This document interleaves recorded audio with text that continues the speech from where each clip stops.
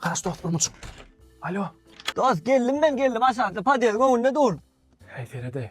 Aytma glanman çıktır padeyden geleymen o. Padeyden gelme gayret et. Ençün ne molu? Tutuş padeyden hemmesinin gelinler astaylar o menkar. Bulon bar dil duşun yalo ya siz olm karay boğat. Ama 14 fevral yadır olmalı şey diye da. Sonra alaktırlay bulon bar astaylar o geçen eden bir nahar getirtdim onu hemmes gelip duran o itin ayağım astaylar ya gayret et deyip. Ne mi aşağı düşüp maşin oturacak olayım. Yo. Kaptanında balkon görüyen mi? O görüyen. Şol balkona dırmışayda yokorluğunu dövünce tazlay. Ne mi o Dubai Mangal'ın dastav şeyi Spider-Man rüytüyorum. Yo bolya gayret eday ho.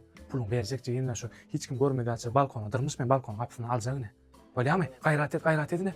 Balya boran balya da. İneyim gelen okma yo. Yetip baryadım ağam. Gelen ok mu diyen ho? He ne mi yetip baryadım ağam olu. Ara şu 3. etay değil yetti ben balkonu. O ne mi? Bu şunu bırakın balkon no. O tanıttı Dubai Mangal mıydı? O da benim hava dedim.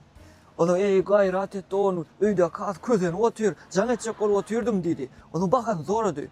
Benim 350 mat patmasıydım. 450 verecek gayret ettiydi. Aytma la yok olik diyor. Ben yok korrekt diye ettim ben. O bakanım yok korrekt etti o. Ondan? Tamam gidip terden getiren ama. Gelme. Sen zannet ait oları tayinle koysunlar ha. Yani o maktumulu değil mi? Birinci köşü. Öğrendim barzak tayinle çölüğü çekler çölüğü de yiyecek eleyimle. Berda hediller. Ay bu ara bakıyla görmüyorsun da. Gel vermem kırınca biliyordun da.